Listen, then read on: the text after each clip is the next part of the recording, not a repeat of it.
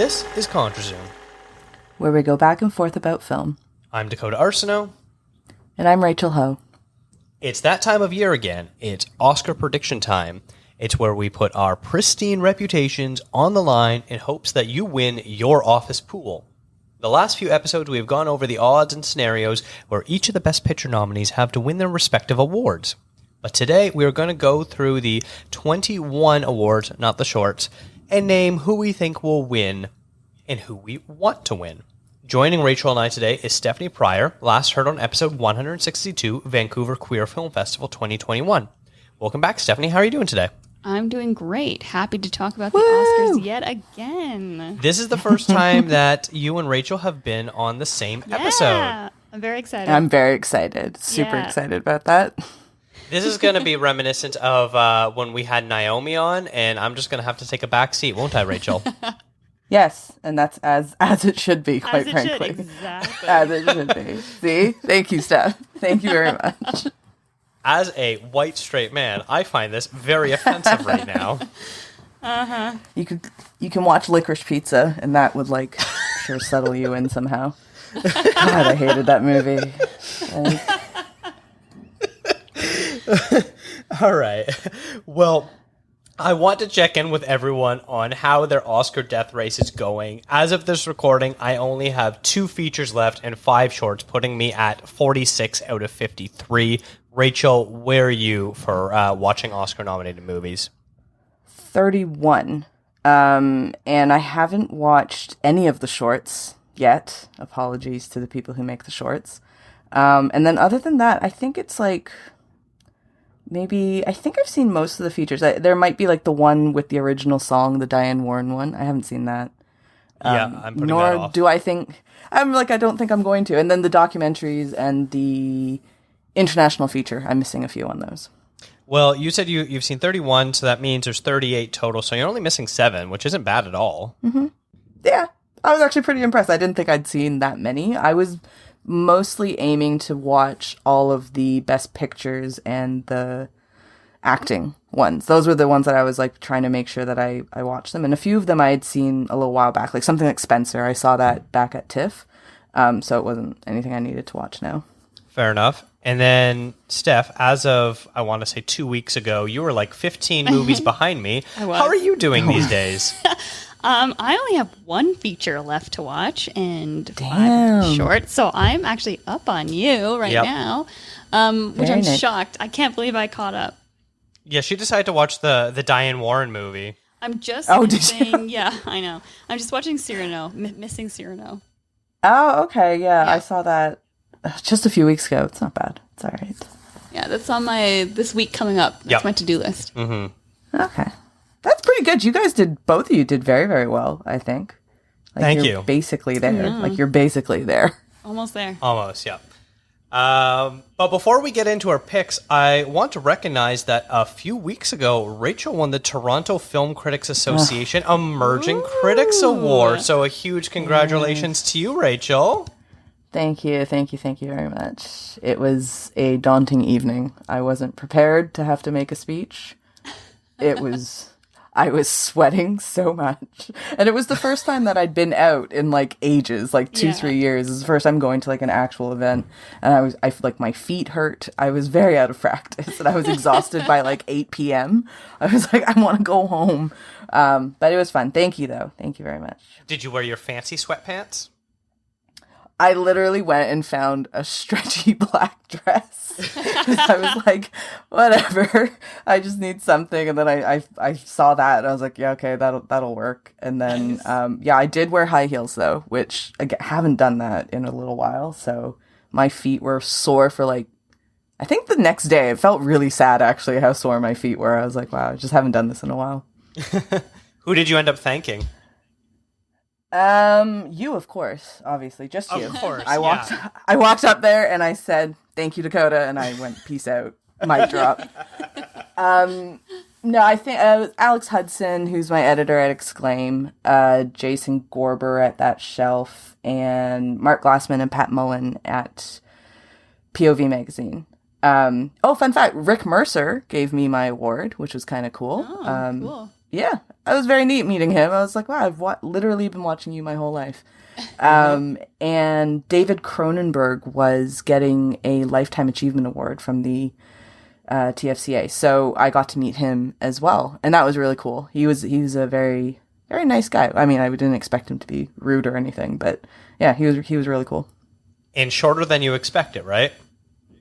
Oh, I wasn't going to say that. I felt it might be kind of, Well, David Cronenberg does regularly listen and send me emails. Oh, yeah. But both of them, actually, both Rick Mercer and David Cronenberg, were a little shorter than I thought. I mean, I guess especially Rick Mercer, because I'm so used to seeing him sitting behind a desk when he does this hour's 22 minutes. Yeah. So I don't really have any gauge on how tall he is. David Cronenberg, he's not only very short, like he's a very slight man, like he's quite small. He is older though, so I will give him that. But yeah, neither of them were exactly what I thought they would be in terms of height.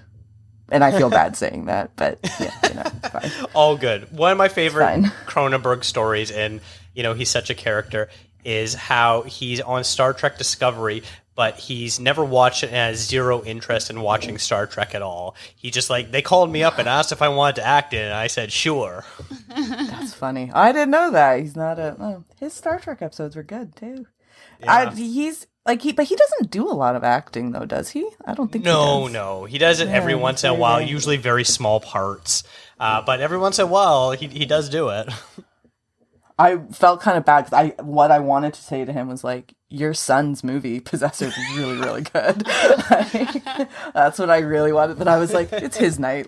I'm going to leave him be. It's fine. He was saying he was going to get cataract surgery in the week following. So hope you're doing well, Mr. Cronenberg. Hope the surgery went well and everything's good.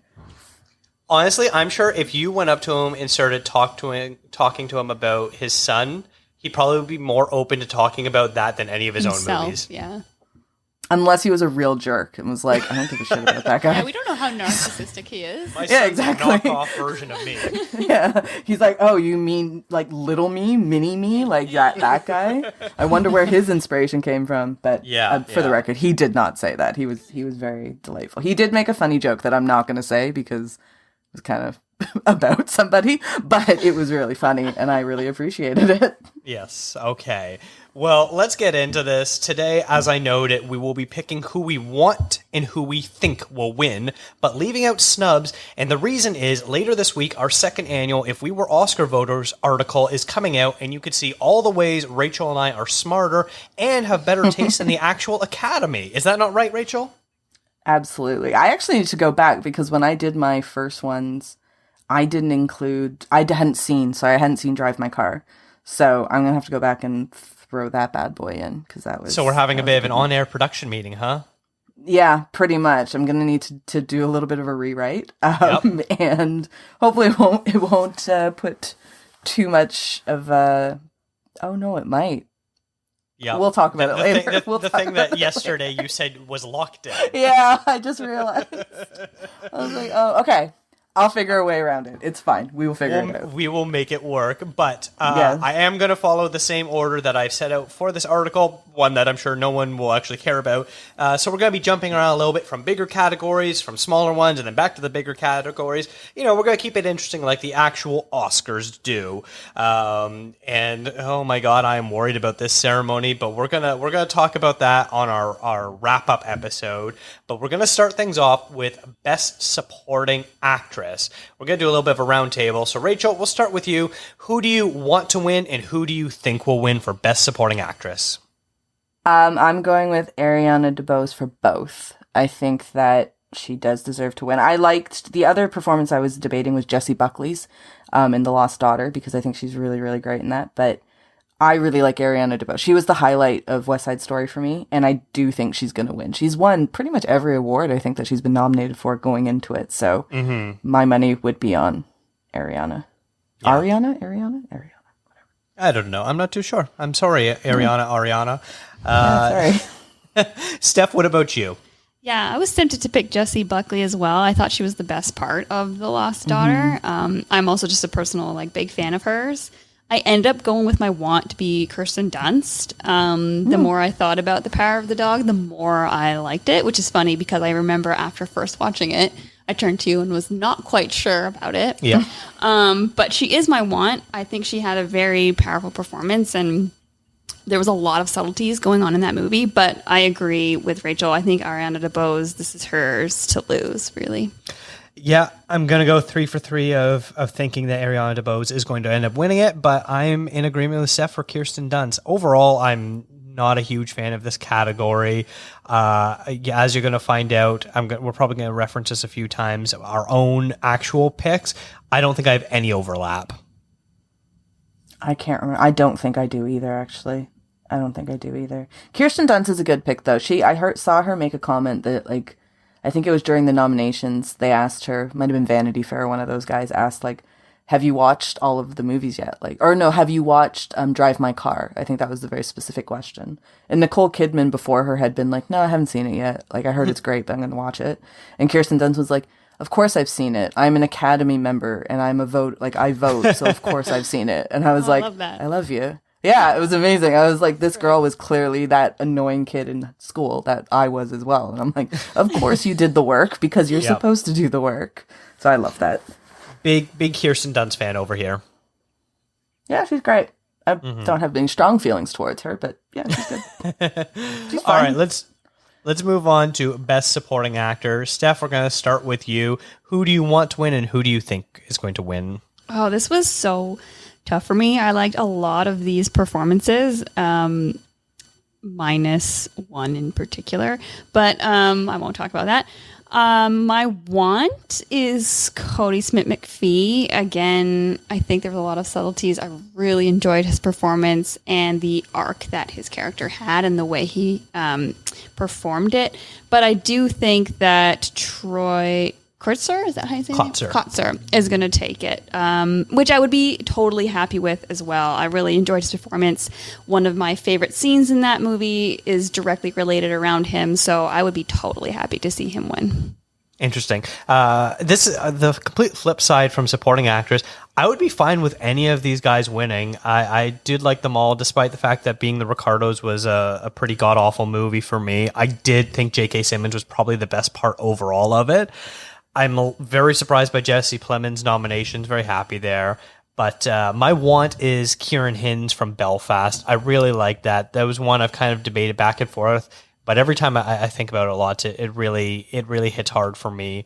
But then comes the $1 million question, as we've kind of been wrestling with this entire series of pre-Oscar shows of who's going to win supporting actor between Troy Kotsur and Cody Smith-McPhee. And I'm not too sure. It seems like, as of right now, Kotsur has more momentum, but I think Cody Smith-McPhee is probably still going to win. As I mentioned on the last episode, they both sort of have similar but different storylines where they are newcomers to the Academy, but from very different reasons. I'm going to go with Cody Smith-McPhee, and I don't feel super confident about this. Rachel, what about you? That could pay off. I mean, like, if we were betting on this somehow, that could pay off because I'm going with Troy Kotsur as my want to win and as the one I think is going to win. I just think he's so good in Coda, and I feel like similar to when Brad Pitt won, I kind of feel like all of the acceptance speeches that he was making on his way to the Oscar, that endeared him even more to Oscar voters, like right to the end of the line. And I kind of feel like Troy Kotsur's got the same thing, where people are really, really rooting for him to win. Mm-hmm. And so it's my favorite performance of the 5. I think I really like Kieran in Belfast as well, though, because I think that's a really, really great performance too. But yeah, I'm going to go with Troy Kotsur, and for both, I want to and think is going to win. But Steph, which was the one that you didn't like? Who's the person you don't like? I was not a big fan of Being the Ricardos, and so J.K. Simmons I don't think really deserves to be in the midst of the others. It was a surprising nomination nonetheless. Yeah, exactly. I mean, nobody from Being the Ricardo should be nominated as far as I'm concerned too. So yeah. I was very annoyed by that because you took up a spot that somebody else, but Anyways, that's for another day. It's fine. All right, let's move over to Best Actress, and I kind of shot myself in the foot here by going first. I have no idea who I think is going to win. You know, the precursors are teaching us absolutely nothing. The BAFTA's nominated 5 different women completely. I don't know who's going to win this. I think probably the final 2 are Chastain and Kidman. But I would not be shocked if Coleman or Stewart somehow pulls out a victory. And I would not put any money on this category. I have no idea what's going on. The only thing I think is Penelope Cruz definitely is not winning. And she is my want out of this category. She is my favorite. I loved Parallel Mothers. Such a great performance where she has so much emotion for this character that is going through such a traumatic event throughout the course of, a few years. That said, who I think is going to win, I think it's going to be Chastain. I think this is going to be a bit of a, oops, we screwed up the last few times you've been nominated, and you probably should have at least an Oscar by now. Sort of what I think they wanted to do with Amy Adams, but she keeps picking god-awful movies. So her day is going to come where she's going to win for an undeserving role. And this year, Jessica Chastain's going to win for an undeserving turn in the eyes of Tammy Faye. So, Rachel, am I crazy here? No, I mean, I think she was shocked that she's been winning as well, I think. Like, I don't think she expected that she was going to have very much momentum. I'm going with Olivia Colman as my prediction. Just to, because I'm with you. I don't know. Like, I actually think all of them minus Penelope Cruz has a pretty good shot at this. Which is a shame because Penelope Cruz is also my personal pick. Like, that's who I would vote for. But I think she's amazing. Like, everything that you said about Parallel Mothers, I completely agree with. But I'm going to go with Olivia Colman. I just kind of feel like the Academy really likes her. I think there might be a bit of vote splitting going on that could end up benefiting Coleman in the end. So, I mean, she took it from Glenn Close before, so I feel like she can take it from these guys too. It's fine. Now, do you think that it's too soon for Olivia Colman to win a second time? No, I don't. I don't know if I would say yes if the other ones were stronger, I guess. The problem with Eyes of Tammy Faye is it's not a good movie. Like, the movie itself is not great. She's good. Like, she's fine in terms of doing an impression of somebody who actually existed. But I don't know. I find that when the movie is crap, and I don't think Tammy Faye is a very good movie. And that's why it's not nominated for anything on its own. Mm-hmm. I think then it kind of like leaves a bad taste almost for the performance itself. No, I don't know. I never really buy into like the idea of, oh, it's going to be too soon. Like, they can't win, because we've seen it before. Like, people win with maybe a couple years or even back to back. That happens. Especially when it's a good performance. And the thing is, I'll say Olivia Colman is good in The Lost Daughter. It wasn't my favorite movie, but she is very, very good in it. Yeah, if you want to go with some recent examples, you have both Mahershala Ali and Christoph Waltz, who won Best Supporting Actor awards. I think both of them twice in 3 years or twice in 4 years. They were ridiculously short spans. And then I think the last back-to-back winner was like Tom Hanks in the early 90s. It is very rare and it's very difficult to do, but Coleman, you're right, does seem to be favored by the Academy, and that could happen. Mm-hmm. Steph, what are your thoughts on this? Yeah, I agree. I think it's between Chastain and Coleman, and I think just because Tammy Faye is a flashier role, and the kind of snubs that Chastain's gotten in the past, I can see her taking it. So she's the one that I'm going to guess is going to take the win.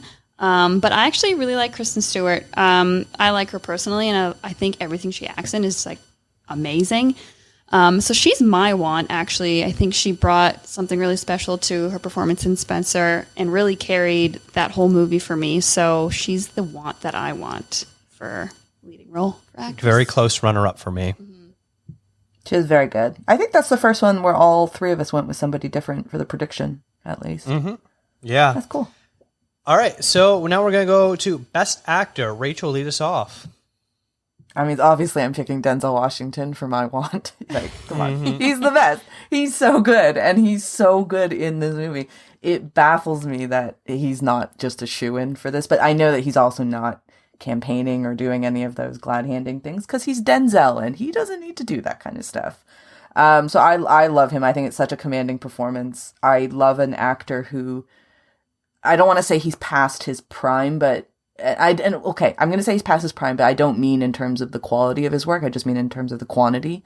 He's not working as much as he used to because he's older. And if he were in any other job, he'd probably be retired right now. So, I love when he does come out and do performance because he's so good. Like, he just kind of reminds you of why we've held him up on a pedestal for so long. And The Tragedy at Macbeth is a perfect vehicle for Denzel. I think he's amazing in it.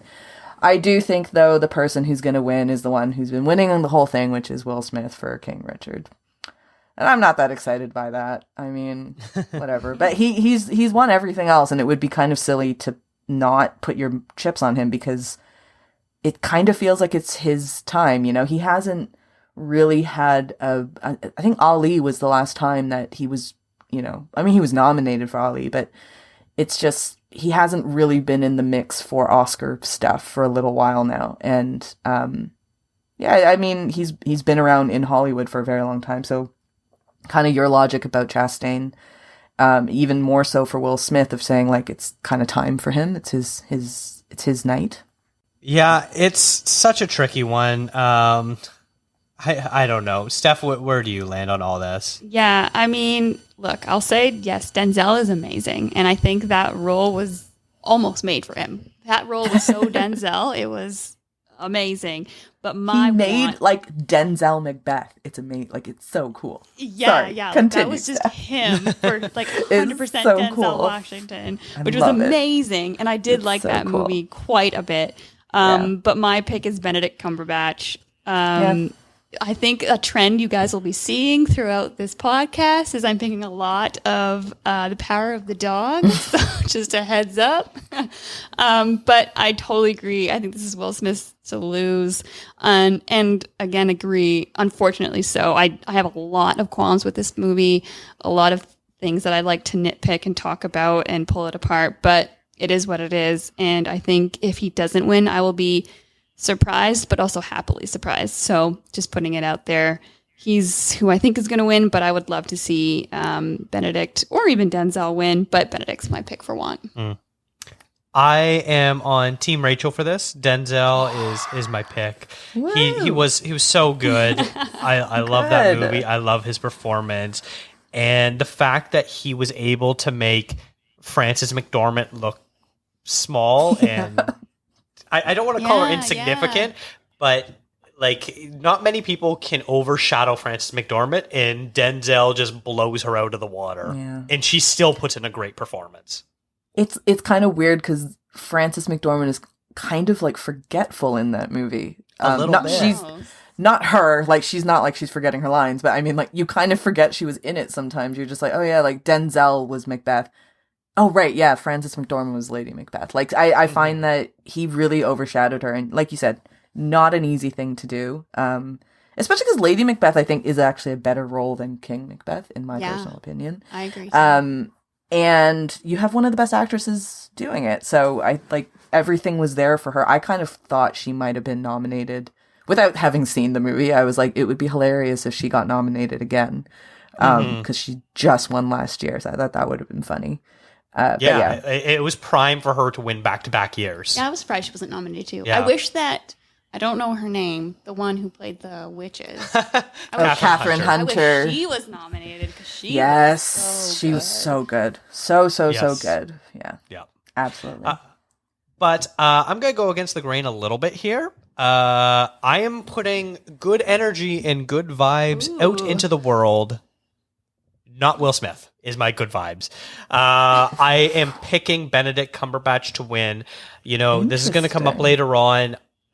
I think Power of the Dog is going to do okay at the Oscars, not in terms of what it wins, but the quantity. And I think this is going to up the quantity just a little bit. And this is me, you know, wish projecting a little bit. But Yeah, I think if it's anyone that beats Will Smith, it's going to be Benedict, and so let's go, Benny. I don't know. I thought he had it in the bag for a really long time. I genuinely thought this was going to be his time to win the Oscar. He's been nominated before, I believe. I think. Yeah, he was nominated for The Imitation Game. Yeah, The Imitation Game. That was it. I was like the one where he plays the scientist.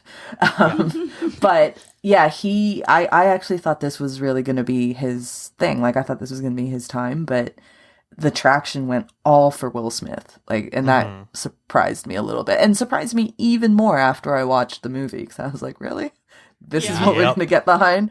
I would have rathered Will Smith Men in Black get the awesomeness because that would have been a much better thing to get behind. But whatever. I would love if Benedict won. I think that would be awesome. He's really good in it too. Mm-hmm. All right, let's move on to original score. Stephanie, we're going to start with you.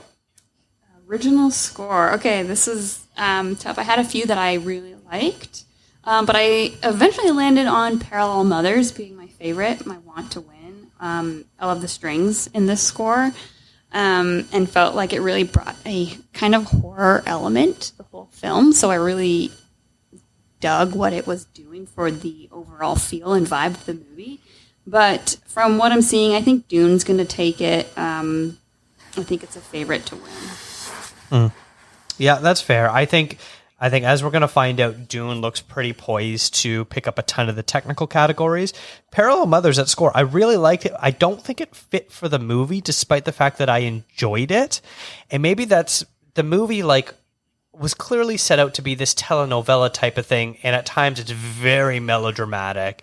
And it sort of worked, but then the score on top of it was just at times a bit too much. But listening to it individually, I think it's a great score. That said, I got to go for my guy, Johnny Greenwood from Radiohead. He should have gotten 2 nominations this year for Power of the Dog and Spencer, but I'm going to go both my want and my prediction as the Power of the Dog. Bold.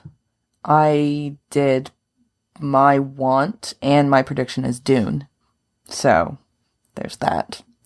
I agree with you, though, Dakota, about Parallel Mothers. I think the score is nice on its own, but it just, like, it took me out of the movie many times because it just felt very overwhelming. It's beautiful music though. So like Steph said, the strings are amazing and it's gorgeous. Yeah, I just didn't think it really fit too well with the movie. Dune, I'm a big fan of Dune. And I think that Hans Zimmer does a thing where he actually uses the music to enhance what's going on in the film. Like, it's every moment that he goes with his big tones and bonging noises. They're not just random bonging noises. Like, they actually work to build up the momentum. And he does what, spoiler alert, Hans Zimmer knows what he's doing when he's composing a film score. Like, he knows how to really hit the notes and the beats of this, like, of what's happening on the screen, of what's going on in the script. I think it's gonna win. I think Power of the Dog is like my close number 2 on this one. But yeah, I go for both want and prediction is Dune. All right, well, we're going to move on now to original song. And I'm going to start this off. The only movie I haven't seen yet or even listened to the song is 4 Good Days, the Diane Warren song, and I'm avoiding it. Stephanie has seen it, so she can talk about it. But considering the fact that Diane Warren's been nominated something like 6 years in a row and 15 of the last 20 years, someone in the Academy loves her, but no one else really does.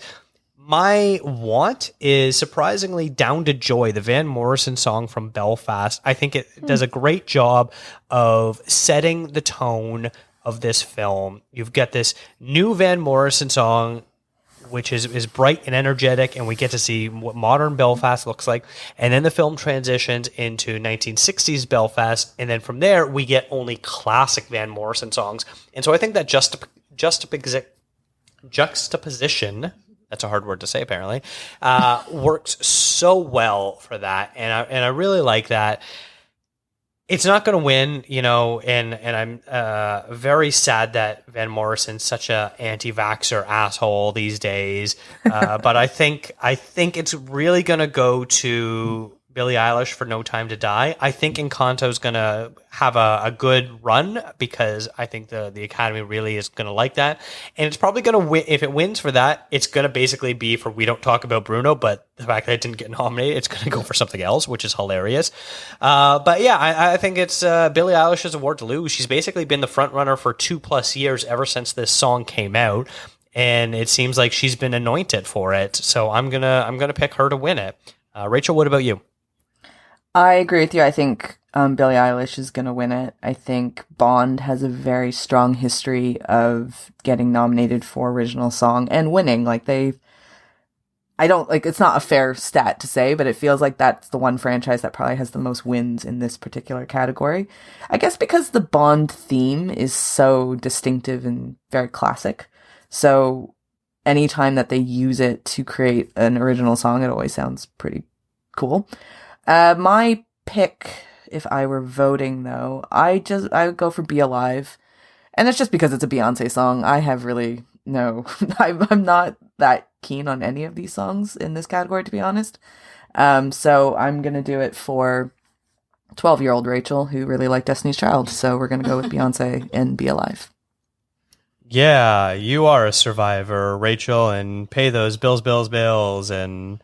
Oh, that's so sad, Dakota. It's just like... The funny thing is, I actually was a big Destiny's Child fan when I was a youngin', too. They were amazing. They were very good. Yeah, Destiny's Child's the best. Yeah. Okay, Writings on the Wall is a very, very great R&B album. That is true, yeah. I had that CD back when CDs were a thing. What's a CD, Grandpa? You know what? You're a year younger than me, so don't say that. You had CDs too. I did. What is your pick there, Steph? Okay, I'm just going to throw it out there. I hated every single song in Encanto except for this one. None of these songs are that good. None of these songs are that great. Talking about We Don't Talk About Bruno. I hated that song. Thank this you. one was my favorite one. Thank you, Rachel. I'm so glad someone agrees with me. I'm shaking my head here. But even though it was my favorite of that film, I am a huge, huge Billie Eilish fan, and this only took me two listens to fall in love with, and I think I've listened to it probably 2,000 times plus since then. No Time to Die is definitely my want, and is the one I believe is going to take it. So happy there if it comes true. All right. Well, let's move over to the screenplay categories, get some writing there. So, Rachel, where are you leaning with your best original screenplay? Best original screenplay. I picked Licorice Pizza to win. And I white love the people disdain shit in your voice. It's just, I hate it. I really don't like this movie. I might like this movie less than Don't Look Up, and I really didn't like Don't Look Up. Oh wow. I know. I really think it's going to win screenplay. I think that they really like PTA. Because I can't see him winning director. I can't see it winning Best Picture, and so I don't know. I feel like the Academy wants to award it for something, so maybe it goes to screenplay. I don't know. My personal pick would be The Worst Person in the World. I think it's really cool, first of all, that it got nominated, because it's not too often we see non-English movies getting nominated for screenplay awards, so I think that's really neat. And I just really like it. It's a beautiful script. It's one I've actually read it since I've seen it, and it's amazing. I really recommend it to people. If you're into reading scripts, that's a good one to read.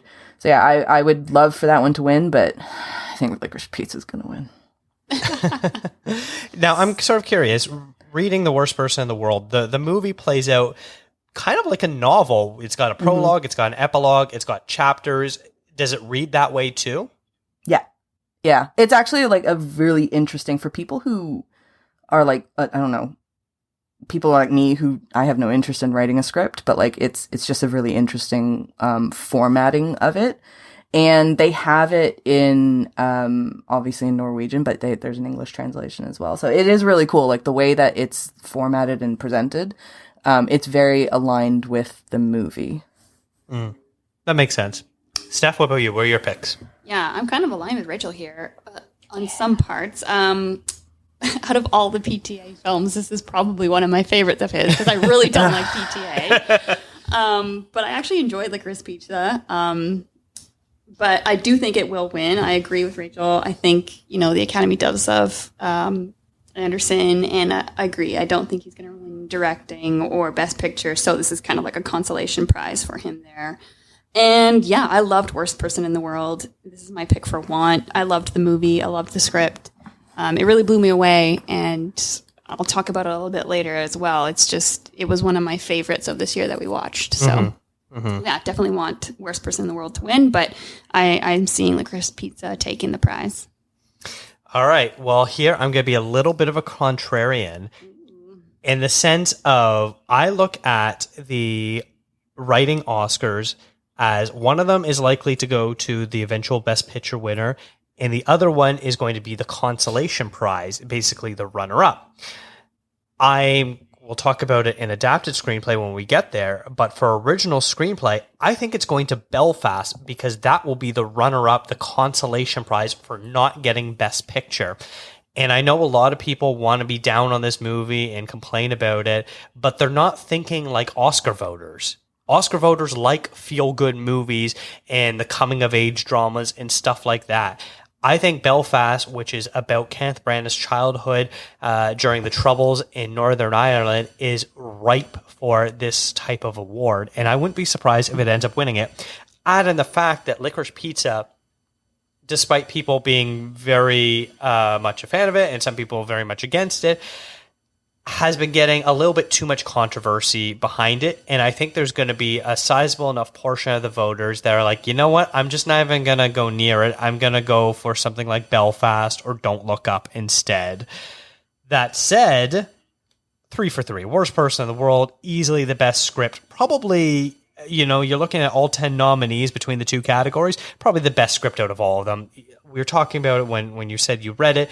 This plays out like a novel, but the fact that they're able to make a novel seem so filmic and not get bogged down with all these chapter details is just an absolute treat to watch. And I love the fact that they're not concerned with giving you every single detail, that they can skip a few years or a few months and not worry about trying to play catch up and let the audience be like, oh, I wonder where we're at with these characters, or has time actually passed? The writers trust the audience is smart enough, and I love that for that. It's a really good point. I think one of the great things about the movie, this isn't necessarily about the screenplay, but maybe more about the direction, is that it's a world that felt very lived in before you get into it. And so you jump right into it. And then that way, when they do fast forward a couple years, it doesn't throw you off. You don't feel like you're missing anything because you are already thrown into this place that was very well established and well put together. And like that doesn't happen that often, because I think when I say that, it sounds like that's how it should be. Like that's how all movies should be. But it very rarely happens because it's tough. It's not an easy thing to do. And it's very rare to have that feeling too. Like not just that they intended to do it, but us as an audience, we actually feel that way. Yeah, it's probably something like we can give a shout out to Brody Cottenham, our friend of the show. It's like, why can't all movies just be written well? Yeah, exactly. Right? It seems so simple. Just write it better. Oh my gosh, yeah. My favorite part of this movie is just all the characters. You loved all of them. Like, even for all their flaws. Everyone felt so human, and it felt so real. That's the thing. It didn't feel scripted to me. It was they felt real. Like that's the thing. I think like they felt really raw and very flawed individuals. And I think like I've been telling everybody to watch it, and like the joke that every single person that I've said go watch this movie is, oh, is it about me?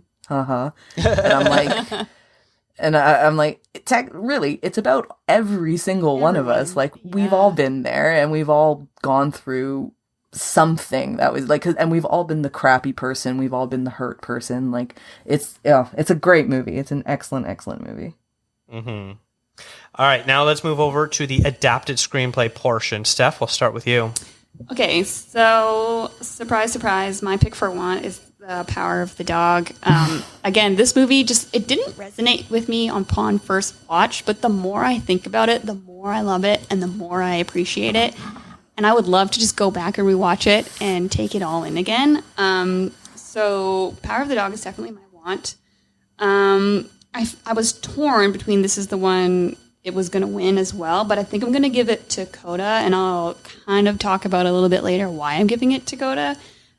Just a little bit of like a consolation thing, but I believe that it could take it. So I'm gonna sway that way and say that Coda's gonna win for this category. Very interesting. I think Power of the Dog is going to win this because I think, spoiler alert, it's probably going to win Best Picture. So I think this is going to go hand in hand with it, as it usually does.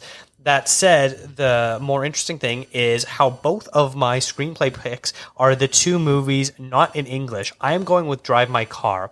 If you're stressing the adaptation part of it, I think the fact that it was based on a short Haruki Murakami story, but then Hamaguchi took several plot points from different other Murakami short stories to create one cohesive story is absolutely impressive, and I loved what he did with it.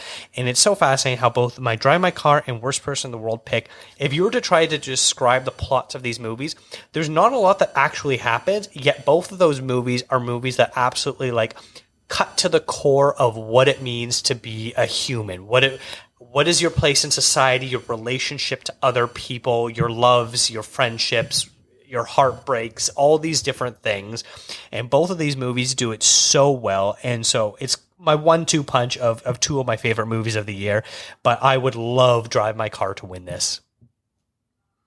I'm going with you too, Dakota, actually. I'm saying my pick would be Drive My Car. I think it's a beautiful script. And like you said, they're not about very much, Worst Person in the World, Drive My Car. At least nothing insanely unique. It's just kind of about the human condition and about the lives that we all lead, very mundane lives. And I'm always very interested in that because we always get a very hyper realistic, with comic books and, action movies and rom-coms and stuff like that. We get a very heightened sense of reality for so many movies. So it's really refreshing when you see movies that are, you could call them boring if you want, but they're not. They're just not very fancy. They're not very shiny. They're just a bit dull because we're all kind of dull in our day-to-day lives. That's just how it works.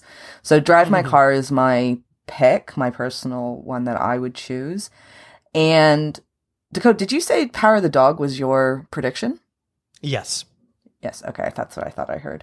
I'm going with Coda as my prediction. Interesting. So I'm with Steph there. I think I can't actually explain why. I think the script is really cool, and I think it's obviously it's different for various reasons, but it just seems to me that Coda is kind of the sleeper movie at the Academy this year.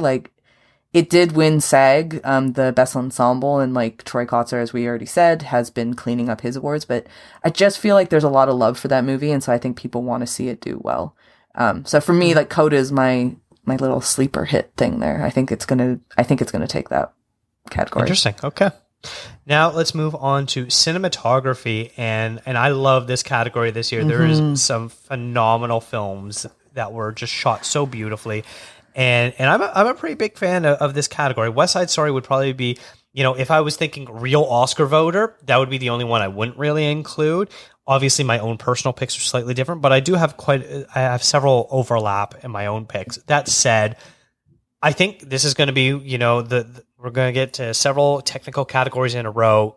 This is Dune. Dune's to lose, basically. But that said, my personal pick, Tragedy of Macbeth. I loved what Joel Cohen did using the black and white cinematography, using these very theatrical sets while still making them feel very real and lifelike. Stunning job. This is not going to be the first time that I'm going to say these words. I love Tragedy of Macbeth. It was so good, but I would love it to win. Rachel, what about you? I'm with you again. Tragedy of Macbeth. I love that movie. Not just because of Denzel. I think it's an amazingly well put together movie, and everything about the way it was filmed is, to me, just it's a genius. You couldn't have some kind of rookie filmmaker doing something like that. It took all the experience that Joel Cohen has to do something, like to pull something like that off, like to make it so sparse, to make it black and white, to film it in digital, like all that kind of stuff, putting it together. It's incredible, like to make it look like a soundstage, purposely look like a soundstage because you want it to be kind of like a theater, but at the same time, it's still very, very cinematic. It's a lot of stuff that he's balancing. And yeah, to me, I agree with you too, in terms of the category. I think it's the strongest category of all of them. I'm just doing a quick look at my list. I think it's the strongest category across the entire awards, where like every I'm not going to argue with that on that. Yeah. Yeah, because I think every single one of the picks or every nomination, I get it. Like, I get why it's there. There's not one that I'm like, oh, that made it an interesting. Like, I get what you mean by West Side Story, but there's some really cool shots in it. Even if they are inspired by J.J. Abrams, there is some really nice, like, stuff in West Side Story. But it's because it's Steven Spielberg and it's his direction at the end of the day. I decided to go, though, for my pick was Power of the Dog, and I kind of thought I surprised myself with this one. I thought I was going to go with Dune for most of the technical categories, but I kind of feel like I don't think Power of the Dog's going to win Best Picture. That's just my opinion. I don't think it's going to win. So I feel like, though, it will take something like cinematography and, spoiler alert, I think it's going to take director as well. So I don't know. I feel like it's an incredibly beautiful movie as well. Like it's hard to knock that as the winner. So, but I think it'll be Power of the Dog. It's a stunning film for sure, Yeah. and I would be very happy if it wins. It's a very classically beautiful film. Even if it's in New Zealand and not in, sorry, Yeah. Sam Elliott, like, who knew that? Maybe he New shouldn't be Zealand- such a bitch. Yeah, there you go. Yes, okay. Steph, I'm assuming you picked Power of the Dog. That's just my assumption here. It's very close, very close. It's such a beautiful movie. Like, just It is, everything yeah. should be a postcard. But no, I actually agree with you guys. My want is Tragedy of Macbeth. I really wow. enjoyed this movie and the way it was shot. And we'll talk a little bit later about production design. But yeah, I thought the way it was shot and everything that was within the frame was so amazing, and a different take and a new angle to watch a movie that was once a play, but it's also like it was so well done, and I really loved it, and I loved the originality of it. So I wanted to give props to that over something that was a little bit more traditional, as much as I love The Power of the Dog. But yeah, I think it's going to be Dune's to lose, which is probably my least favorite of these five. I have some thoughts about Dune. Sorry, Sammy, if you're listening. But yeah, I agree. Like, I think there were some good shots in West Side Story, and I think each film in this category definitely has merit for being here. But my want is Tragedy of Macbeth, but I think Dune's going to take it. Awesome. Yeah, I really, since we're talking about cinematography, I really feel that Power of the Dog is like a spiritual successor to a John Ford movie. Yeah, that's actually a good call. It's like a modern, Yeah. But it's because it's so artistic. Like what Steph said about it could be a postcard. Like, you could Yes. take Yeah. stills from it and you could make a painting out of it. Like, it would be gorgeous. It is a really, really, really beautifully made movie. Mm-hmm. All right, let's move over to Best Sound. I'm going to lead this off. Yeah, you know what? Dune. I'm going to be basic here. Overall, I'm not crazy about this category this year. I understand why a couple of them are there, but I'm going to go with my Dune as both my want and my pick. Rachel, what about you? Same. Want and pick is Dune. I'm also very kind of meh about this category. I don't think it's that strong. I mean, you and Jeff talked about, like, Belfast being nominated. Like, why was it nominated? I don't know why. Didn't even West Side Story. Like, I don't know. I don't see it, but whatever. Yeah, Dune for both want and prediction. Okay. I'm going to shock you both here. My want is actually West Side Story. Really? And this is because of, I believe it was your last podcast, or the one before when you were talking about West Side Story. You were talking about how most of the songs were sung live, and that really resonated with me. I was like, yeah, you know what? That was fair really enough. good, and super props. because I thought the singing was amazing in it, if nothing else. So my want is West Side Story, and that's probably the only one that I actually want to give it to West Side Story for. But yeah, you guys are right. I think Dune's going to take this. Everyone's so high on Dune, so take it and love it. They're high on spice. High on spice, yeah. I'm glad you find that so funny, Rachel. I mean, sometimes your lame jokes, they do land. Sometimes they land. I will take it. Let's have you start us off with costume design. Costume design. Why can't I find it? Oh, here. Oh, okay. I think I picked Nightmare Alley to take it. I think that they did a really good job with the period drama that Dakota is so fond of. And yeah, I think I like it. The way that they dressed it, every character, I think it's beautiful the way that they did it, but it also has a kind of a gritty quality to it as well for some of the scenes, you know, but when it needed to be really glam and really posh, like they just absolutely nailed it. My personal pick is Dune, and that just comes from, you know, the idea that they were able to take the descriptions from Frank Herbert's book, which is very dense and it's very it's hard to imagine. The first time I ever read it, I didn't really imagine what these things actually look like. And then when you watch the movie, it's like, oh, that's much better than what I ever would have come up with personally. And I just found that really impressive, the way that they were able to take those descriptions and make it into something that didn't look crazy and fit really well. And especially the the different suits that they had. I just thought they did a really, really good job with Dune. Fair enough. Stephanie? I'm surprised I didn't pick Nightmare Alley because this is my era. I love the 30s and the 20s, everything about it. So I'm surprised I didn't go that route. But actually my want and my prediction are the same. I think it's going to go to Cruella.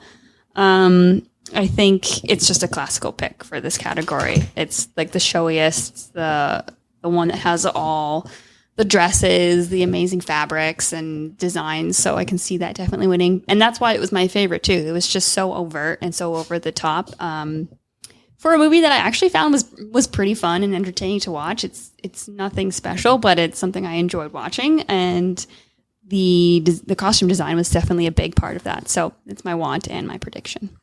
Cruella's definitely my number 2 for that. I feel like that I was debating between Cruella and Nightmare Alley, because I agree with you actually too about it not being the greatest movie in the world, but it was fun. I kind of I was expecting a bit of a train wreck, but it was actually Me too. A decent movie. It wasn't bad at all. It was all right. It was fine. I had my problems with it. I am also on board for the Nightmare Alley. Love that movie, and I don't care how much you make fun of me, Rachel. I do love my period pieces. Did you pick Emma for this one last year? I feel like it would have been Emma last year. I did. Yeah, you definitely did. I don't understand why you need to make fun of me. Emma was a fantastic movie. Was it though? Good. I didn't really like it that much. It was okay. Oh, I liked it. Yeah. I'm going to come for your taste next in movies. It was all right. It was fine. My think that will win will be Dune, though. It's got a lot of momentum for it, and I just am repeating myself at this point as far as Dune sweeping technical categories. Do you really? I kind of feel like that's what it's set up to do, but I don't know why. I feel like it's going to be up for a major disappointment that it's not. Yeah, that's not what's going to happen. Because it seems like such a sure thing that it can't possibly happen, because it is such a sure thing. I think it'll win a few. I don't think that it'll go away with with the donut, but I don't think it's going to do as well as some people think it's going to do. So now we're going to move over to best hair and makeup. Steph, you start us off. To piggyback off of costume design, I really loved the hair in Cruella, the wigs, what was real, what wasn't. I'm not sure, but I thought it really added. I loved, all of, oh my gosh, I've lost her name now. Who's the lead actress in that? Emma Stone. Stone, thank you. Yeah. I loved all her looks, all her makeup, all her hair. I thought it was great and fantastic. So, that's my want for this one. But I think the eyes of Tammy Faye are going to take it. It's flashy. And I think it's good too, like what they were able to do and how she looked like her. And it's the one that's probably one of the showiest ones in this category. So I can see it taking for that, because I think that's usually what hair and makeup goes to as well. It's not usually the subtlety of hair and makeup that wins. So I can see it winning. Yeah, my pick for this is actually Coming to America. I really like all the different stuff. Eddie Murphy is no stranger to being in movies where he plays a lot of characters, and he once again does that, including, I couldn't figure out until I was trying to look in the credits list, a white Jewish man, which was a little surprise. Yeah, that was him in the barbershop. I didn't know that. That's funny. Yeah, that was Eddie Murphy. Yeah.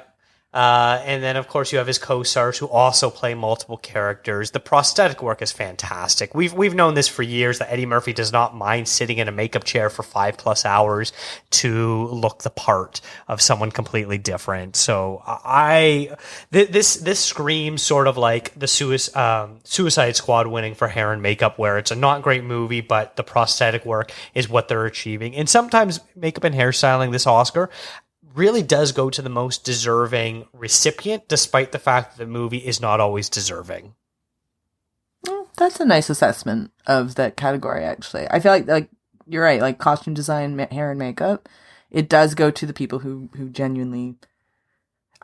that's kind of rude to say that genuinely deserve it, because that implies that nobody else deserved their award, which isn't true.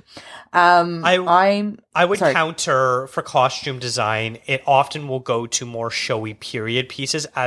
As you can tell, you look at the nominees, none of them are modern movies, and sometimes modern movies have fantastic costume design. It just is not something that is recognized by the Academy, whereas makeup and hairstyling really does go for people that are sort of pushing the boundaries of the field. That said, I think Eyes of Tammy Faye is going to be the winner for this too.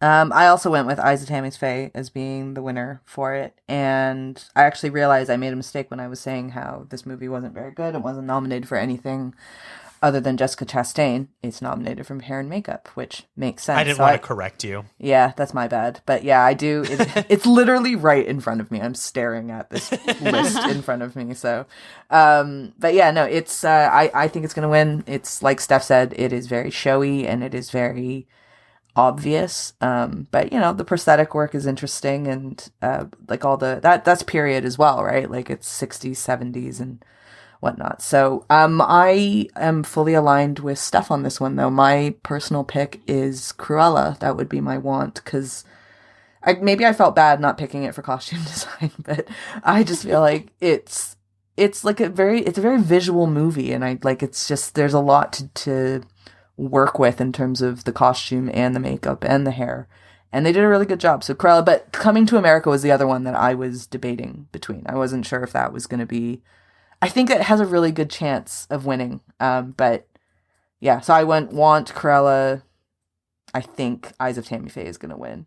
Also, I want to say it's hilarious that House of Gucci is in this category and not costume design, because they have the word. It's like the word Gucci is literally in the title, and that's very rude. Just for doing a fat suit on Jared Leto. Yeah, that's really all it is, isn't it? Yeah. Ridiculous. All right, we're going to move over to animated feature. And for this, I hate going for the Pixar movie, because I think other studios are doing fantastic work and need to be more recognized. That said, my want is Luca. I would love for Luca to win. I like when Pixar does smaller, more intimate stories, and this is one of them.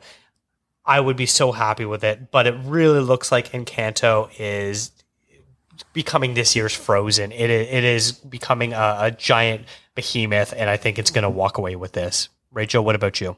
Same. I think Encanto's going to win it. It seems. I find that animated feature, like what I was saying about Dune being the obvious, it seems like it's so obvious that it's going to win everything. I feel like animated feature, the obvious choice usually is the one that wins. And I think it's Encanto, because like, also I think if you think of the Academy members and who's voting, like every kid, it seemed, was obsessed with this. And then because the kids were watching it so much, every parent became obsessed with it. So it's like, I get it. Like it had a lot of eyes on it even before, awards and all that kind of stuff. So that I think Encanto is going to win. My personal pick is Flea. I really love that documentary. I think it's amazing. I loved how they used animation and why they used the animation, just to preserve the anonymity of the refugee whose name is also not real. But yeah, I loved Flea. I liked the way that they narrated the film and how well it went with the animation. It's not going to win, but I love that it got nominated, though. I think that was awesome. Awesome. Steph, what about you? Yeah, I love that Flea got nominated as well. I really did enjoy it. But my want to win is the Mitchells versus the Machines. Yeah. This is a movie that like super resonated with me as a child of road trips. Everything that happened in this movie, I was like, oh my gosh, this is me and my family. I love it. So it like really hit home, and I just super enjoyed the characters, the story, everything that was a part of it. But yeah, I think you guys are right. As much as I really did not like Encanto, it's going to be the winner for me, I believe. I can't see it not walking away with it. It has the popularity and the big animation house behind it, so how can it lose? You seem so despondent over that. I'm so sad. This is your licorice pizza. This was me. Yeah, this is my licorice pizza. Yeah. This is your licorice pizza. I don't want to talk about Encanto anymore. All right, let's move over to Best Documentary. And this was another very strong category for me. I was very happy with it overall. Only one movie I wasn't crazy about, but the one I want to win is Writing with Fire.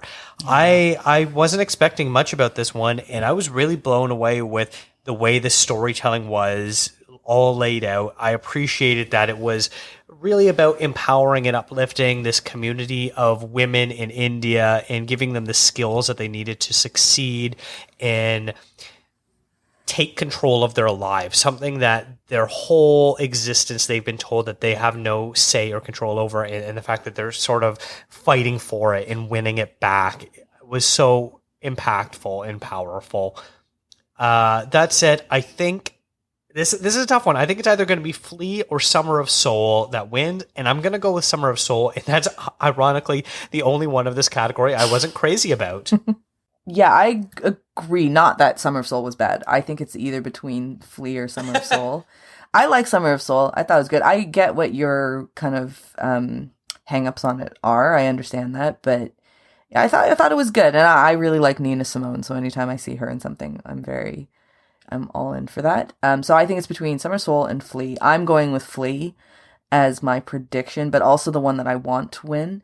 However, saying that, Writing with Fire, when we were covering Hot Docs this time-ish last year, one of the directors for Writing with Fire emailed me randomly and was just like, can you please watch it? Like, if you want, like, I'll send you a screener, that kind of a thing.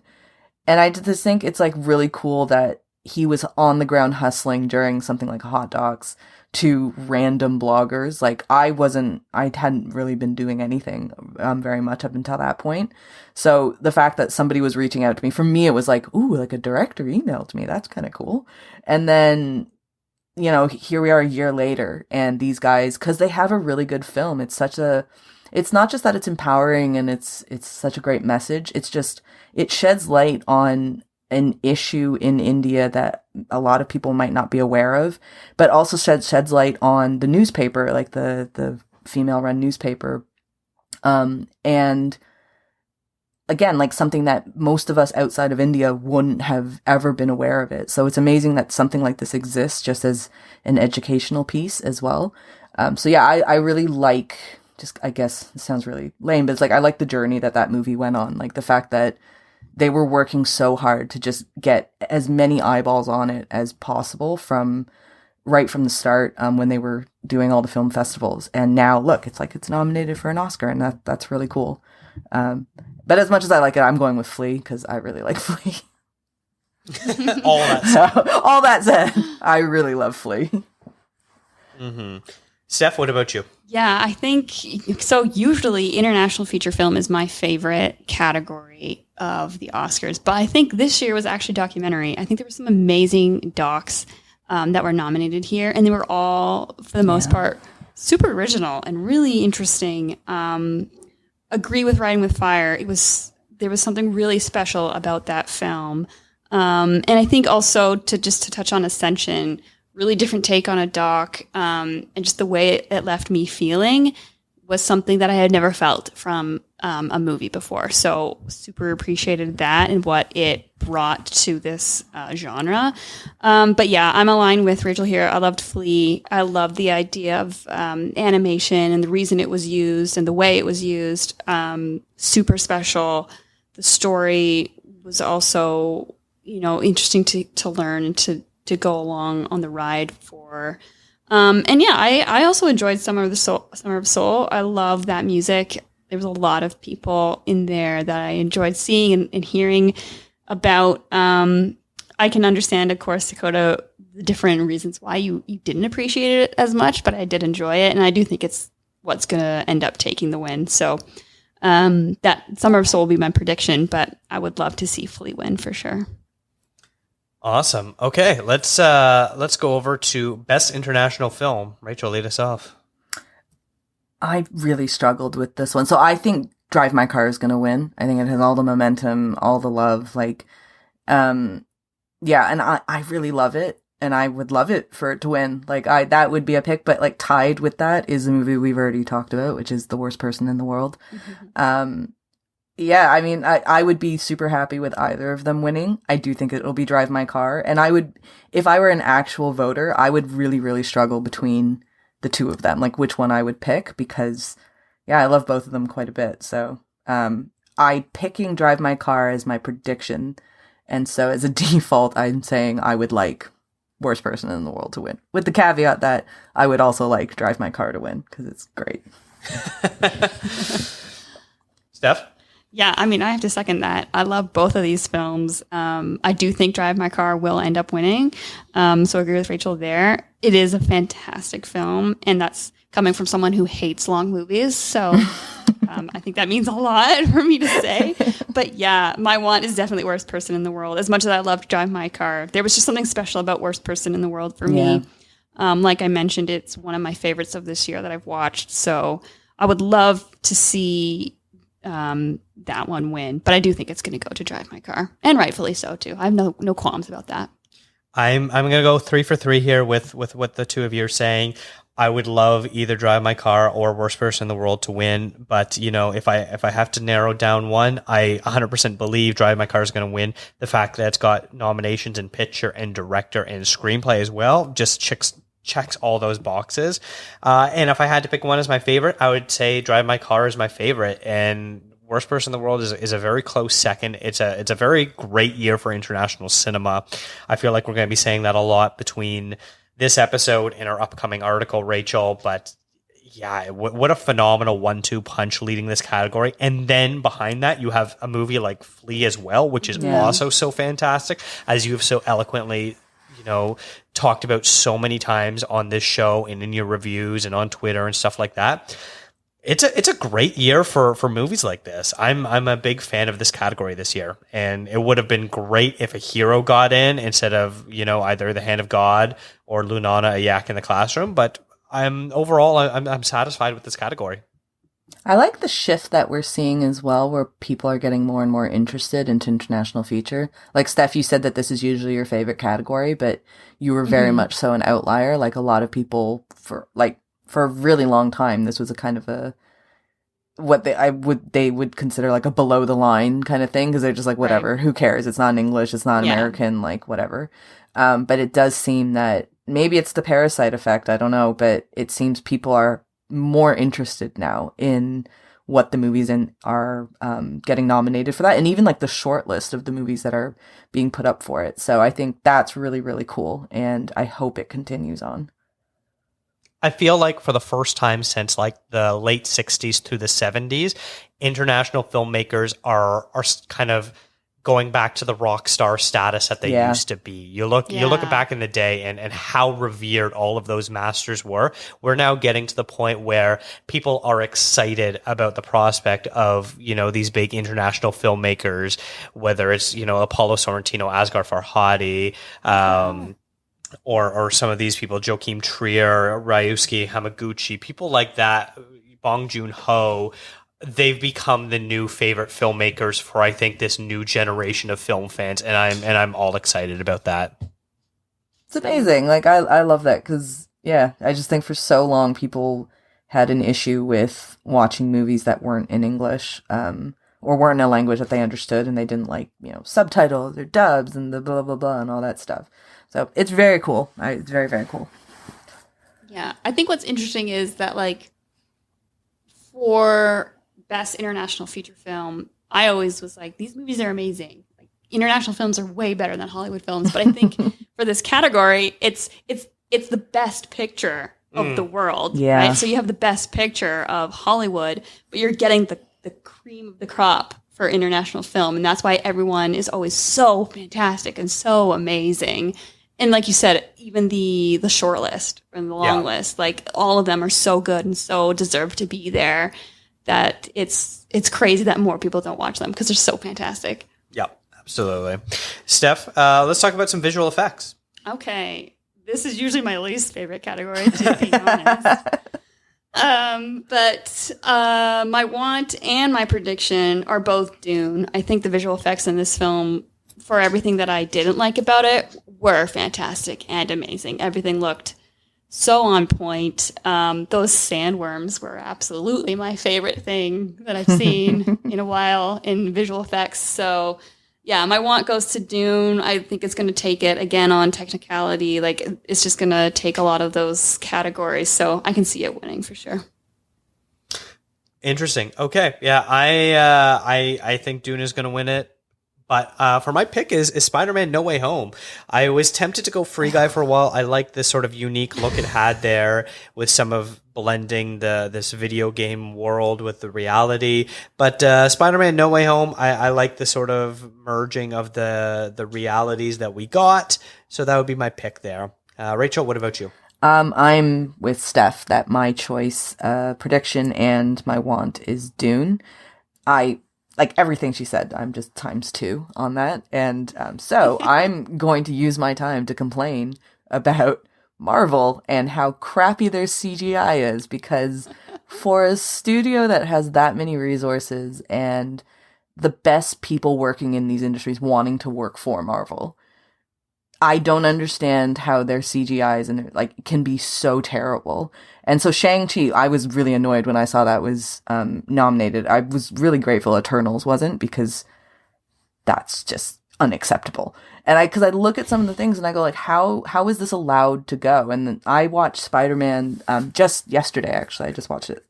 Finally, I was able to watch it. And it's fine.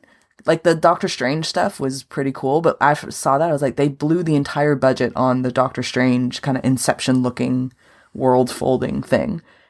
The other CGI, though, I was like, I just don't get how it can be that bad when you're Marvel and Sony. Like, you have every resource with you, and you have time as well. Like, because of the pandemic, there was time. So, it bothers me, and I hate that they're always in this category. Free Guy is fine. I didn't mind Free Guy. That was okay. But yeah, it really bothers me that, like, Shang-Chi in particular, Spider-Man's not as bad, but Shang-Chi in particular, I was really annoyed that it made it into this category. Yeah, I'm with Rachel. I feel like every Marvel movie just automatically gets thrown into this category because it's Marvel. And it's like, what are they actually doing? What's pushing the boundaries? What's actually amazing about this? So I'm with you there. It's frustrating because, like, I think the cool thing with Dune as well, it's like, and you can say the same thing with Christopher Nolan movies, is there's a good blend of CGI with practical. And in Marvel movies, they don't do practical. Like, I'm sure a lot of people now have seen those pictures of, like, the green screens in Black Widow, where they're just sitting in I think they're just having a drink or something like that. And they're still using green screen for it. And you're like, you could just find an alleyway and just plop, like, a picnic table down and do it that way. Yeah. But for them, for whatever reason, like, maybe it's more cost effective. Maybe it's just easier for time because it takes forever to make those movies.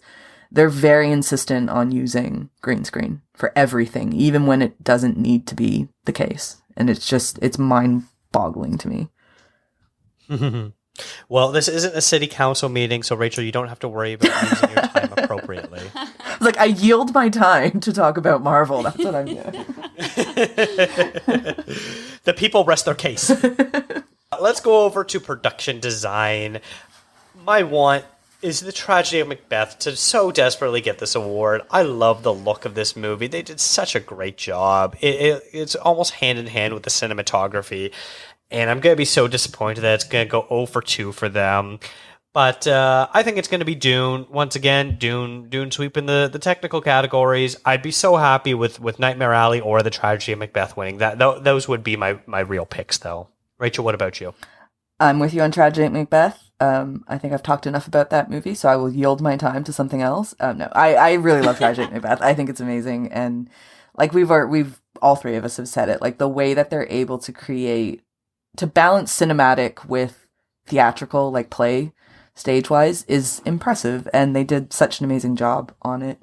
I realize I have chosen Dune as my pick, or my prediction, rather. I'm going to move that to Nightmare Alley. I actually think that, as much as I didn't really like the movie that much, I feel like it deserves Nightmare. I think, like, I don't know, I feel like a push to Nightmare Alley. Something's telling me to go Nightmare Alley, because I think the production design on that movie is amazing, as it is with Dune, of course. But yeah, something's telling me to change it to Nightmare Alley, so we're going to go with Nightmare Alley. Interesting. Okay, yeah. I like the boldness. So yeah, that's cool. I'm with you guys. I love Tragedy of Macbeth. I think the world they created was so fantastic and amazing. So I would love to see them win. Obviously, I don't think that they're going to. I think Dune's going to take it. I honestly don't understand why. I don't want it to win, but I would love, Rachel, if you're right, if Nightmare Alley takes it, because I feel like there is so much more production design involved in that movie. Yeah. But I do think Dune's going to take this one. Very interesting. Okay. Let's go to Best Film Editing, and Rachel, we'll start with you. I went with Dune for both of them. Not necessarily because I think Dune had the best editing, but for the 5 that are nominated, it's the only one that I was like, yeah, like I guess it has the best editing. I don't know. I didn't feel like this category was that strong to me. Maybe I'm missing something, but Tick, Tick, Boom, I actually considered that one because I thought the editing for that was kind of swishy. But I think it's going to go to Dune, and I picked Dune, not necessarily because I think it's the best editing. I just think of the 5 that were chosen, yeah, it's the movie that I like the best. That's probably why I picked it. Okay, what about you, Steph? Yeah, I'm with you, Rachel. I was like struggling to pick who I wanted here because I wasn't too enamored with any of these picks really. And like you said, Tick, Tick, Boom was the one that stood out the most to me as the one that had the most obvious editing. But kind of similar to you, I ended up picking Power of the Dog because it was my more favorite film of the 5, and I liked the pace and everything that came along with that movie, so I kind of gave that to film editing. But I do think that Dune will take it, and I don't even have a reason why, really, because this category has really left me commentless. I have nothing to say about any of these film editing. Yeah, I sort of on the same page as you there, Steph. I think Dune will win it. I don't really have any strong feelings about why it's going to win it. But if I were to pick a want, it would probably be Tick, Tick, Boom. This category as a whole isn't my favorite this year, so I don't really have much to say on it. All right, now we're going to go to Best Director. Stephanie, what is your choice? Oh, man. I found this one kind of hard, too. Yeah. Because there were some really good picks here, apart from West Side Story and Steven Spielberg, which that movie didn't really do anything for me. Didn't see the reason for a remake. Didn't see any really interesting or innovative ways to have a remake. But the other 4, I really appreciated all the directing prowess that came with it. So my want would probably be Hamaguchi with Drive My Car. Again, just this movie was so good, and hearing and learning about all the different choices that they made and the reason why it was filmed this way and the reason why it was this long and all the different stuff that came along with it. I think they really put their stamp on this movie. And so, yeah, this is the one that I want to give my want to. As much as I love Kenneth Branagh and I loved Belfast also as a film, I'm going to go with Drive My Car as my want. But I think possibly Jane Campion could take it for The Power of the Dog, and I would be totally happy with that as well. Yeah, that's interesting. I'm very surprised you went with Hamaguchi there for your want. I would totally be fine with Hamaguchi winning it as well, but overall, I think my want is Jane Campion, The Power of the Dog. I think she was able to craft this very tightly wound narrative that didn't seem like it was going in that direction, and then when it all sort of came together at the end, it just kind of is like a big explosion going off in your brain being like, I get it all now. It all makes sense. That said, I think Jane Campion's going to make history and become the first two-time female winner for Best Director by winning this award. Rachel, what about you? I'm pretty much exactly aligned with Steph. I think I would personally choose Hamaguchi for Drive My Car. I think he did an amazing job. Long movies, it's so cheap almost to continue to talk about like the runtime of a film, but it is a long movie, and it's not a movie that has like a lot of action, so it can feel long, but it's incredibly engaging, and it feels like watching it, I'm like, I don't know what I would cut out because I would keep all of this in. Like, I don't think that there is any fat on a 3-hour movie, which is ridiculous. And I think, you need somebody to captain the ship properly to get a result like that. And I think Hamaguchi just, putting a stamp on it, I think that's a really, really good way to say it.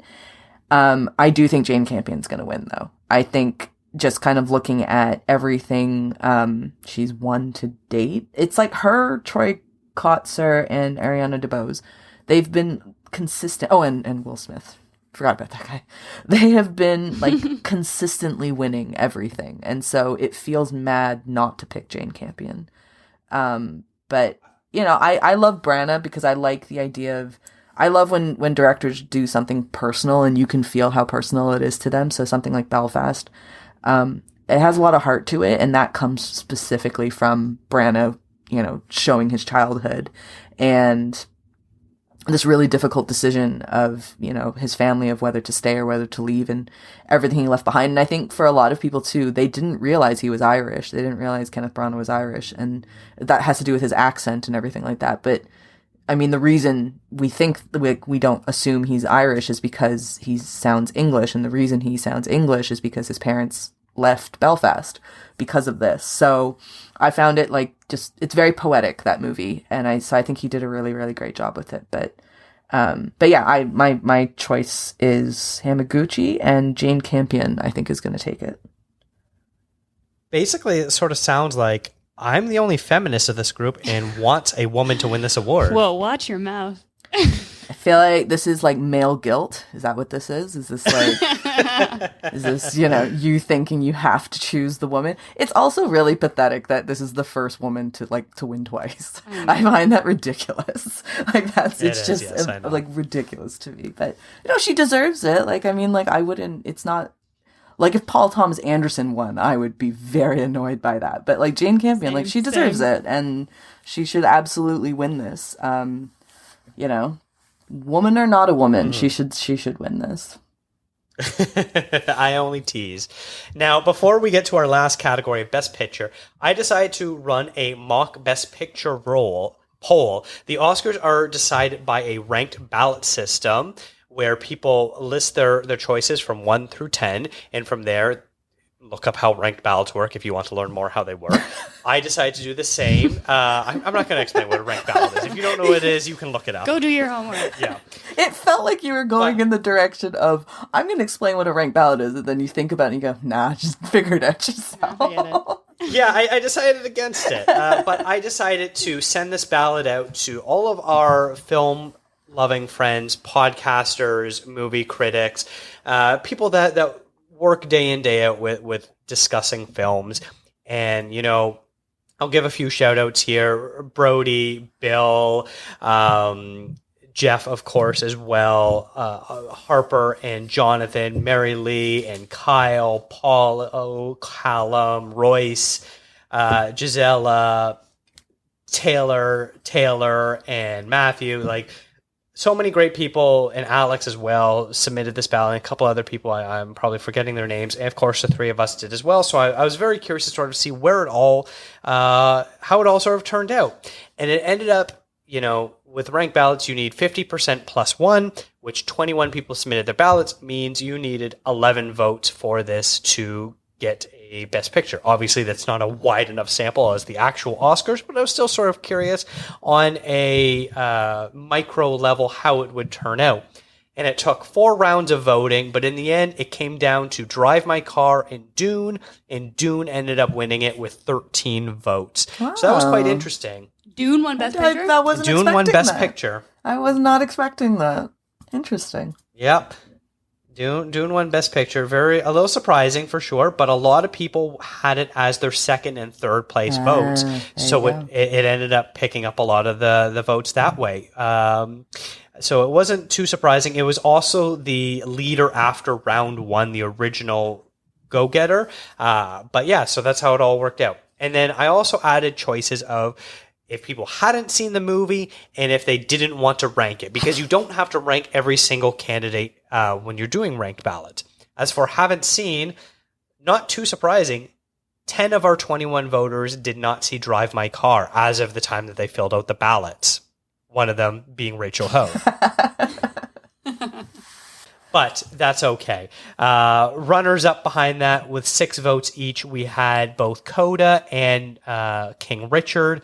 5 people didn't see Licorice Pizza. 2 people didn't see Nightmare Alley and Power of the Dog. And then 1 person didn't see West Side Story, Don't Look Up, and Belfast, with everyone having seen Dune, surprisingly. And then moving over to the I'm not ranking this movie, meaning it's not worthy of a vote, no surprise at all, 5 people put Don't Look Up. So not surprised there. And then shockingly, 2 people said Nightmare Alley. Oh, wow. And then you have quite a few people put 1. So that's how it all sort of broke down. Do either of you have any thoughts of how this all sort of shook out, Rachel? Happy that Don't Look Up ended up in not being ranked. I wish more people said I'm not going to rank it, because what a dumb movie. And also it's interesting, like they haven't really been campaigning too hard for it. So it kind of seems like they know it's just a waste of time. Don't watch is what it should be called. Thank you. Thank you. But so at the time when I did it, I hadn't seen Drive My Car. I hadn't seen Licorice Pizza. I think my voting would have changed quite a bit, actually. I would have put Drive My Car, like that's what I would have put at number 1. And then Licorice Pizza would have ended up being one that I didn't even want to rank, because it belongs like Don't Look Up, in my opinion. That's what it is. I'm a bit surprised people put Nightmare Alley as not, of not wanting to rank it. Like, I know, I don't think it's the strongest Del Toro movie ever. Like, I think he's done much better, but you know, it's a bit surprising that people would say, like, oh, I don't even want to rank that one. Yeah. Steph, do you have any thoughts about this ranked ballot? Yeah, I mean, I kind of agree with Rachel. Yeah, I think it's no surprise that the one that won was also the one that was seen by everyone. I don't know if there's any kind of connection there. Kind of interesting. But yeah, I mean, just to second everything Rachel said, really. I'm surprised about Nightmare Alley, especially. It's not... I feel like it's not a movie that's terribly offensive or that anyone would be so against. So I'm surprised that 2 people would say they weren't going to rank it. Yeah. It's sort of interesting because now I'm looking at this. You said it's not surprising that the movie that everyone saw won, and that's true. That means 1 person decided not to rank it, so 20 out of 21 people ranked it. Whereas you look at Drive My Car, which came in second place, 10 people hadn't seen it, and 1 person didn't rank it, which means it was literally impossible for Drive My Car to even win because it didn't have enough votes. So a little surprising there, but I was still very curious about that. And then I asked, the question was, if you could pick any one movie to win Best Picture, which is any movie from 2021, what would you pick? AKA your favorite movie from last year. And so I'm only going to go over the movies that had multiple votes. Drive My Car led the pack with 3 votes, and then Dune, Licorice Pizza, and Malignant all had 2 votes. Malignant? And then we had... Wow. I know, yeah. We had 2 horror movie fans there. And then we had a total of 16 different movies that got a single vote, and it ranged from Belfast, Flea, Nightmare Alley, Pig, Spencer, Spider-Man, No Way Home, Last and First Man, The Last Duel, The Power of the Dog, The Worst Person in the World, Titan, and Zola. So a very, very interesting little group. Not surprised at all that Drive My Car had 3 favorite movie of the year responses there. Malignant's a little bit surprising, though. No, I wasn't expecting that. You could have asked me to guess any movie from last year. I don't think Malignant would have come up, but I guess I haven't. Oh no, I have seen Malignant. What am I talking about? I have seen it. So good, I don't even remember that I watched it. Well, when Callum and Mary Lee listen to this episode, they're going to be very disappointed with you. What I was going to say was, it feels like a movie that if you loved it, you really, really, really loved it. Like, I didn't think it was trash. I know I saw some people saying it was really, really terrible, but it just was whatever to me. Like, I was like, all right, like, James Wan's doing another horror movie, that's great. But for the people who it worked for, like, it seemed to be one of those movies that they were like, this is one of the greatest horror movies, and I will watch this over and over and over again for years to come. Mm-hmm. And then shout out to Taylor Baker, whose response was, technically it would be Last and First Men, which I saw back in 2020, but of well-known titles that actually played in a theater, it's Drive My Car by a Mile. So thank you for a very long-winded response there, Taylor. That's so rude. Your pick needs a justification. Yeah, jeez. It's so rude. See if Taylor ever submits a ballot for you again. I know. I don't know if he listens to the show or not, but I apologize, Taylor. It's like so unnecessary. And then a last shout out to Sammy, who wrote Dune, and then in brackets, always Dune. I'm there with Sammy. I think Dune is amazing. Well, we'll get into it with the picks, but yeah, I love Dune too. All right, well, we're here now. Let's talk about Best Picture. I'll lead this off. My want, I struggle with this now. I originally was like very confident in Belfast, but the longer time has passed, the more I think about Drive My Car, and those two are so close to each other. But I'm going to stick with my original with Belfast. But who I think is going to win? I think it's going to be Power of the Dog. I think it's going to win both director and picture. And yeah, that's all I have to say about that. What about you, Rachel? I'm picking, for my personal pick is Drive My Car. As much as I love Dune, I can appreciate that it is like part one of a bigger story. And maybe it's not fair to Dune to do it that way, but I don't know. It kind of feels like it's just the beginning. And yeah, I don't know. Not to say that the beginning can't also be a best picture, but something about that kind of was a bit of a hang up for me. So I went with Drive My Car because it just blew me away. I think that's such a great movie. I took a long time to watch it because I had started it like in December. Actually, I did watch it back in December. And then I guess I just wasn't in the best headspace for it. And I just found it a little bit boring. Like I just couldn't get into it. So I kept putting it off. And then, yeah, I watched it today and was absolutely just very, very enamored by it and very taken by the film. And it's one that like I will 100% watch again, even though it is a long movie. But yeah, so Drive My Car would be my personal pick. The one that I think is going to win is one that I mentioned earlier as being a bit of a sleeper hit. I think Coda might win. I think like the smart money is on Power of the Dog, because I think that it just makes the most sense to me that Power of the Dog would win, because it's the most kind of Oscar-y type movie. But something says like Coda to me. I feel it for Coda. I feel like people want Coda to win. People are rooting for Coda and everything that, like, all the people who worked on it and just everything it stands for. Like, so I feel it for Coda. So I'm going to go with Coda as my pick. Wow, that's a huge curveball there. Yeah. Steph, what about you? I love that pick. So I also struggled with this. My first for a long time was Belfast. And I mean, to be perfectly frank, I am biased. I am a child of a parent who moved from Belfast for very similar reasons of what this movie was all about.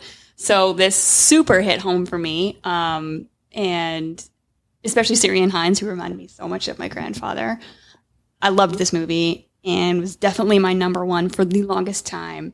And including after I watched my eventual pick, it was still number one. But like I mentioned before already, The Power of the Dog just keeps coming back to me. I keep thinking about it. Everything that happened, slow progression, where it ended up, how it all turned out, just seems to be super amazing. And I loved everything that happened in it. And that's eventually become my preferred winner. I want that one to win. And I think it is going to be the winner. I do agree with Rachel. I feel like Coda could be that sleeper that comes in and just snatches it away.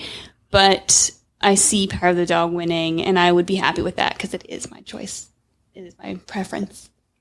Excellent. Well, there you go. Those are all of our picks for who we think will win the Oscars and who we want to win the Oscars. As I've already promoted several times, Rachel and I will have our article about our snubs if we were Oscar voters coming out very shortly, so make sure you look out for that. Stephanie, thank you so much for coming on the show today and sharing your picks with us. Thanks, guys. This was a lot of fun. I'm so glad we got to do a show together. I'm very excited about that, and I'd like to do another one. Yeah, I like how we aligned on a lot of things. Exactly. And I felt that we would. I felt like a kindred connection there. I was like, this is going to work out well. It's going to be good. And hi, Dakota, you're here too. Dakota's here too. Oh, yes. Fine. You're here too. Yeah. I didn't, create this show or anything. It's fine. You created it. It's like, the first mover of something, like they create the foundation and then it takes like two brilliant minds to come together and really push it to its full potential. That's Steph and I. That's us. I look forward to be relegating to just editor of the Rachel, Stephanie, and Naomi podcast. It'd be like, those other podcasts where the producer has just every now and then pops in and says something. That can be you. Yeah. That can be you. I will edit myself in. All right. Well, Rachel and I will be back with another special guest after the Oscars when we look to see who did the best based on our predictions as well. But Rachel, what are you working on and where can listeners find more of your work? You can go to my Twitter, which is _RachelKH. I was actually looking up what was the last thing that I did. I did an interview with Domi Shi, who is the director of Turning Red. I almost forgot the name of the movie. And that came out on Disney Plus. It would have been a couple weeks ago at this point. But I did an interview with Domi on Exclaim, so you can go check that out. Now, do you think Turning Red is next year's Best Animated Feature winner?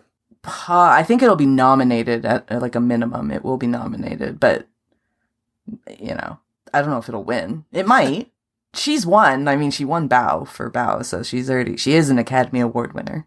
So that is kind of cool. Mm-hmm. It'll be interesting. I haven't gotten to it yet. We are planning on doing an episode about Turning Red in the next little while, so I'm excited to get to that. But you can follow this show on Instagram, Twitter, and Facebook at contrazoompod. And if you agree or disagree with our Oscar picks, let us know your thoughts. Send an email to contrazoompod@gmail.com. Thank you to Eric and Kevin Smale for the theme music and to Stephanie Pryor for the logo design. That's you. And if you like to listen to podcasts on YouTube, we do post all episodes there too. Thanks for checking us out.